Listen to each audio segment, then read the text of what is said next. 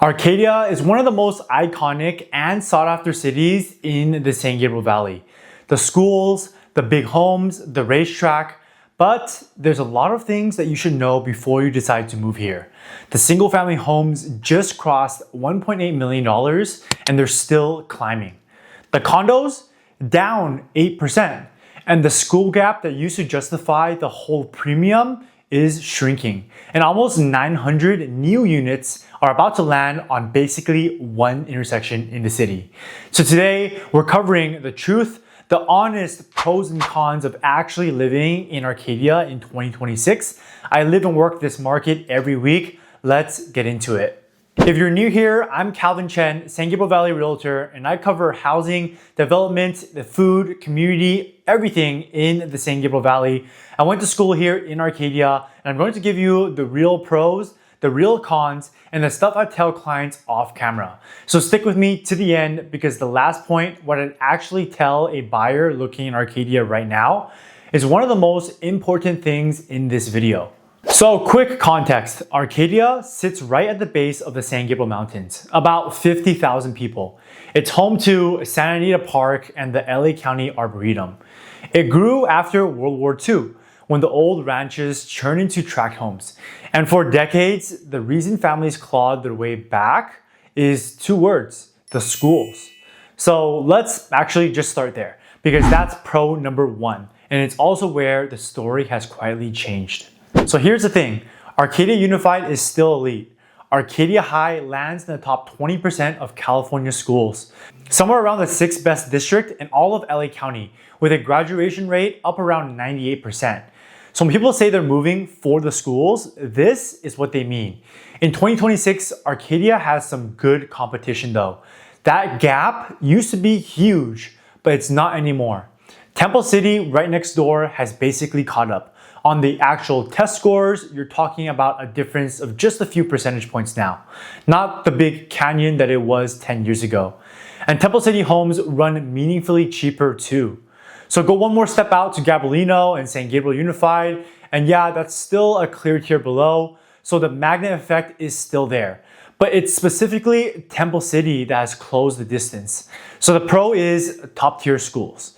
The con that nobody says out loud is that you might be paying a luxury premium for an edge that's gotten a lot smaller over the years.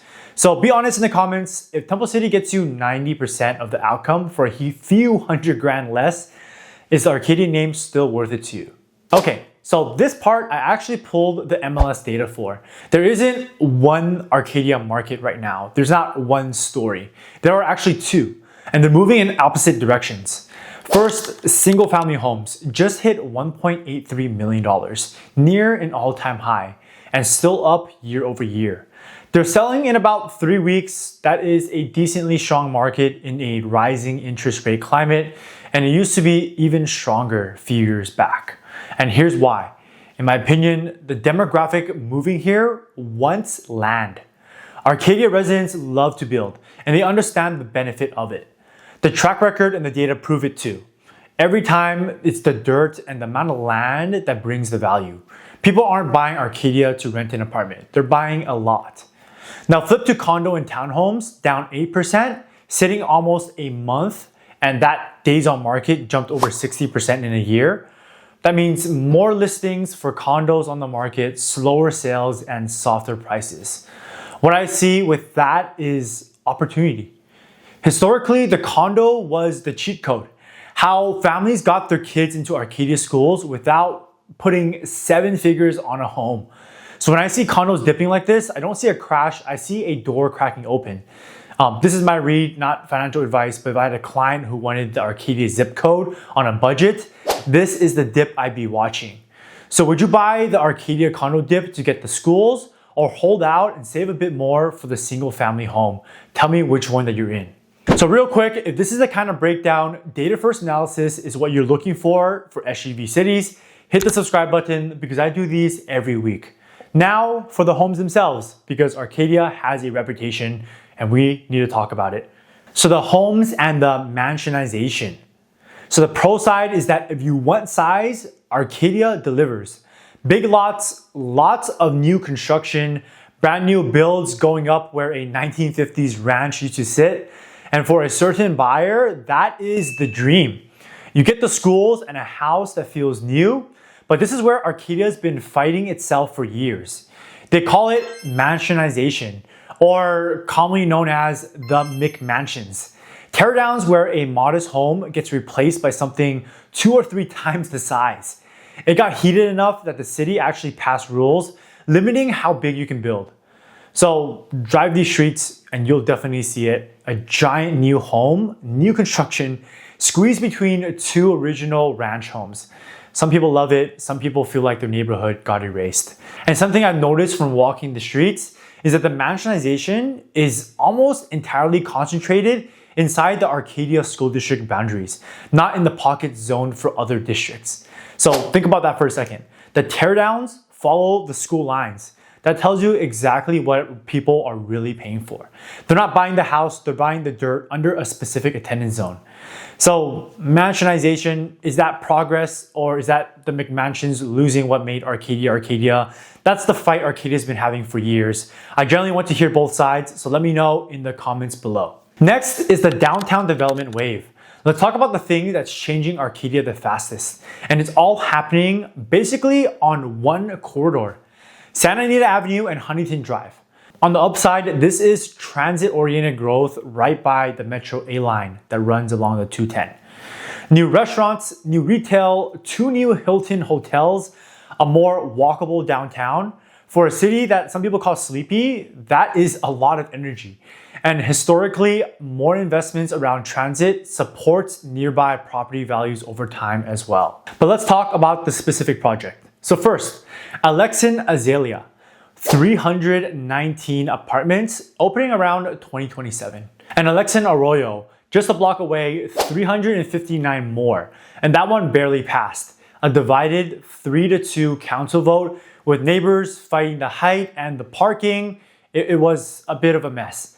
And next, the big one, the Arcadia Town Center. 181 condos breaking ground this year apparently, but I don't see any progress. Add it up and you've got close to 900 new homes converging on one intersection. This is the thing I'd be watching most closely if I were buying here. Not because growth is bad, but because that is a lot of density landing fast on roads that just weren't built for it. Santa Anita and Huntington is already a busy intersection. This is gonna add a lot more. And notice the town center is condos. So right as the condo market is already soft, you're adding and injecting 180 new ones. That's the supply side of the dip that I mentioned a little bit earlier. So is the Santa Anita and Huntington build out going to make downtown Arcadia better or just more crowded? Drop your prediction in the comments below. And next is the lifestyle. This one's not measured by numbers. The reason a lot of us love it here, the food. Arcadia and this whole stretch of the San Gabriel Valley is one of the best Asian food regions in the entire country. And I say that biased, fully biased. Plus the Arboretum, Santa Anita Park, it's safe, it's green, it's got a real community with things to do. It's a family town. The con side is a bit mild. It can feel quiet if you're coming from a big city. Traffic on the main corridors is real, and fair warning, that new development on Santa Anita and Huntington is going to change the pace of downtown whether you love it or not. So if you live here, let me know, what is the one spot you send to a newcomer to visit? A restaurant, park, anything. I'm always collecting new recommendations. Okay, so the thing that I promised in the beginning, the part that most people get wrong. So if someone sat across me today and asked me, Calvin, I want to buy an Arcadia for the long term, here is what I'd actually tell them. First, get as much land as you can. In Arcadia, the dirt is the asset more than ever. The house comes and goes, teardowns prove that every day. The lot is what holds the value. Second is feng shui matters when you're shopping in Arcadia, more than people outside the SUV realize. Homes sitting at the end of T intersections, homes that are right up against a big street, or homes where the front door aligns straight through to the back door, these are a bigger deal here than you'd think. The buyer pool actually checks these things before making an offer. Multiple 8s in the address are a good sign, multiple 4s, not so much. That's not me being superstitious. That's literally how this market operates. Third, I think Arcadia is still a leading value city 10 years from now. As long as the school holds a reputation, that's the whole bet. The schools are the engine, and if it ever slips, I think the premium might slip with it. And fourth, if your budget's tight but you want the zip code and the schools, watch the Arcadia condo market right now. That softness that we're seeing in the market is a great window for you to get in. So to wrap it up, Arcadia in 2026, pros and cons, still elite schools, but a narrow edge. The single family market keeps climbing. A condo market just gave buyers an opening. Big homes and a real fight over what these homes do to a neighborhood. And a downtown that is about to change fast. That's the full picture. So if you're seriously thinking about buying or selling in Arcadia or anywhere in the San Gabriel Valley, I'd generally love to be your real estate agent of choice here. I'm Calvin Chen with Real Brokerage. Whether it's next month or next year, all my contact is down in the description below. Subscribe. I break down a new SUV city or development every week. Drop a comment on which point surprised you the most. I've got a full breakdown on Temple City coming, so keep an eye out for that. Thank you so much for watching, and I'll see you on the next one.